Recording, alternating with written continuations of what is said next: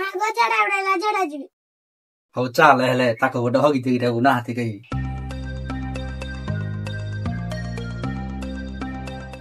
ହଗି ଦେ କେହି ନାହାତି ବସ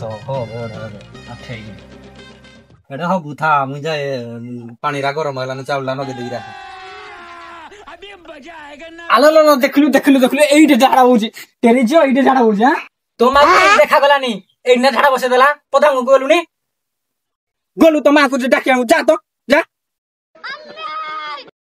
ତତେ କିଏ ହଗେ ଦେଲାନି ଗଲ ହେରାଣ୍ଡି ମାକିନା ଟେରି ହଗେ ଦେଲାନି ଚାଇଲୁ ଚାଇଲୁ ହେରାଣ୍ଡି କିଏ ପତାରୁ ଦି ଚାଇ ହେରାଣ୍ଡି କିଏ ରହ ପତାରୁ ଦି